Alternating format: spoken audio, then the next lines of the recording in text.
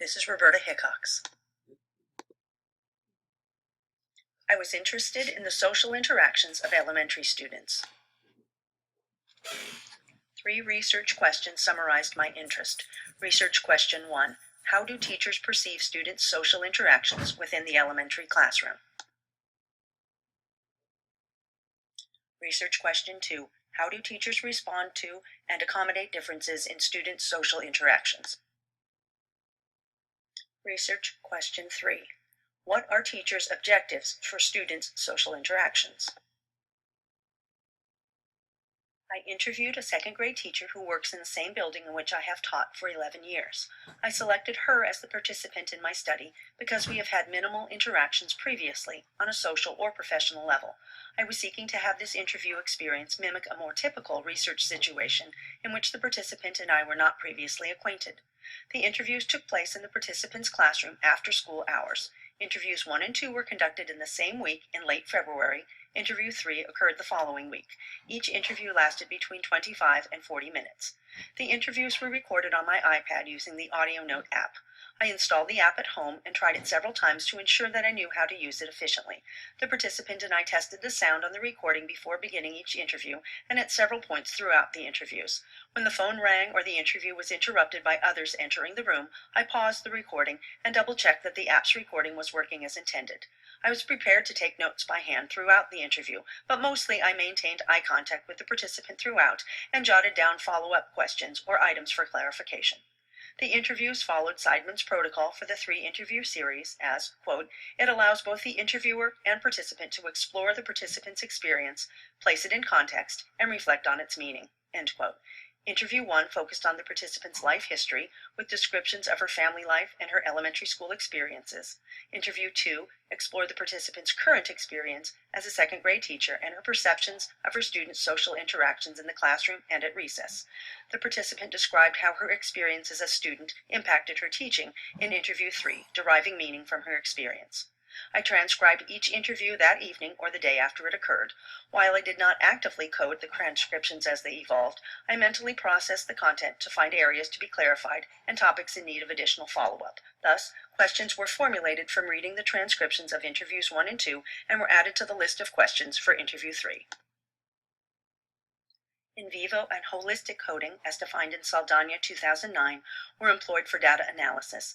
The act of transcribing required listening to segments of each interview repeatedly in order to accurately capture the participants' words. This repeated cycle of listening, typing, and reading allowed me to begin analyzing, particularly using in vivo coding. Saldana suggested to, quote, attune yourself to words and phrases that seem to call for bolding, underlining, italicizing, highlighting, or vocal emphasis, end quote, and to mark in vivo codes next to every line of data. After recording in vivo codes, sections of the transcription were summarized using holistic coding. Saldana described holistic coding as, quote, an attempt to grasp basic themes or issues in the data by absorbing them as a whole, the coder as lumper, rather than by analyzing them line by line, the coder as splitter, end quote.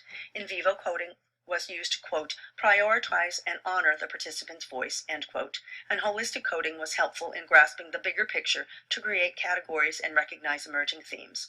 Both in vivo and holistic codes were marked in pencil in the left margin of the printed transcription, and phrases that jumped out at me were underlined as well. Individual codes were each written on the front of a 3x5 index card, and its accompanying citation, the interview number and line number, was printed on the back of the card. The first 2 interviews served as samples to work out coding categories. Coded cards were sorted into piles by category and the categories labeled. Recoding and relabeling occurred as needed as data from interview 3 were considered. When a code seemed to fit more than one category, a duplicate card with the same code and citation was created and placed in the second category's piles. Categories were then examined for emerging themes and the themes related to the research questions. Research question 1 focused on teachers' perception of students' social interactions. Categories were created from the coded data that revealed 2 levels of teachers' awareness, students as individuals and students in comparison to others.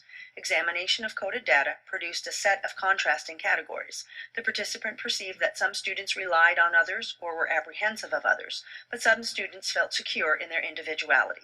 Overall, the emergent theme that addressed research question 1 was inclusion. To what extent Are teachers aware of differences in students' social interactions and what accommodations are made? This was the focus of research question 2. Again, categories that contrasted resulted from analysis of the data. The participant perceived that students could experience feelings of incompetence or feelings of support, depending on the teacher's response to their social interactions. The theme that emerged was validation. Research question 3 addressed teachers' objectives for student social interactions. What are teachers' aspirations for their students? Once again, contrasting categories were created. Students could perceive school as requirement and expectation driven regarding their social interactions, or they could associate school as an opportunity to work and create with others on their own terms. Themes that emerged were creativity, choice, and control. The goals of student individuality, security, and inclusion emerged as findings in this study and addressed research question 1. The participant discussed her perception of the differences in how shy, quiet, timid, reserved, and introverted students interacted. She stated, quote, "I wouldn't see being shy as being the same as being just simply reserved," end quote. This awareness extended to her desire to help students feel secure as learners. She suggested giving students the benefit of the doubt and just letting them clarify. More patience, I guess, for the different reasonings behind actions or mistakes in the classroom, end quote. The participant also desired for students to feel fully included as members of their class. She declared, quote, "I don't see that the quiet ones are overlooked or left out. It doesn't seem to be something that's seen as a negative thing at all." This study's findings, addressing research question 2, suggest that when teachers are aware of differences in students' social interactions, individual learning needs can be addressed, resulting in a supportive classroom culture. The participants stated, quote, "If they're stuck, talking may facilitate how to get ideas from the people in their neighborhood," end quote, and, quote, "I try not to put them on the spot," end quote.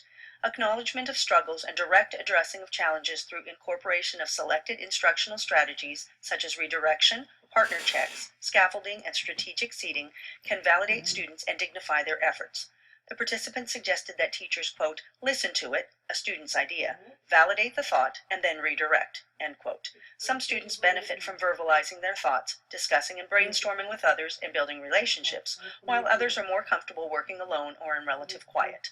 Use of a variety of instructional techniques such as modeling, diagrams, and hands-on activities can address individual student needs for social interaction, offering appropriate times for partner checks, small group work, independent activities, and whole group direct instruction to appeal to individual differences, as well as to provide options for scaffolding instruction.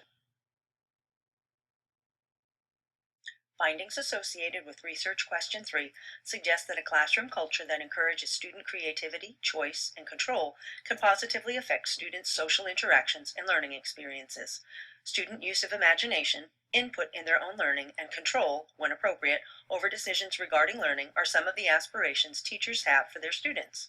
The participant discussed the importance of novelty, which she defined as, quote, "the ability to create something new or unusual," end quote, in developing creativity in her students. In addition, students' control over their own learning is an aspiration of the participant. She stated, quote, "They're observing and they have input in what they can do and what they can see," end quote. Control over social interactions that affect learning can be managed by the students. The participant suggests to her students, quote, "If you need to talk something through, talk it through, but just let other people concentrate." The implication of these findings suggests that teachers' understanding of differences in students' social interactions can contribute to students' feelings of inclusion, support, and validation. As the participant stated, quote, "It's often easy to step into my teacher's shoes and think about it from the teacher perspective and forget to look at it from the kid's perspective," end quote.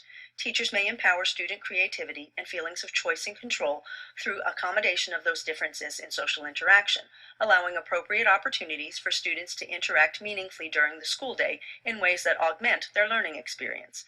In the words of the participant, quote, "It's been good just to reflect on that, the student's perspective, a little bit more, and think about how I can add some of those qualities that I wanted so much in a teacher, just to make sure that I'm considering those as I go throughout my day," end quote. These findings suggest that reflecting on the impact of students' social interactions on their school experience may suitably honor students for their unique contributions to the classroom.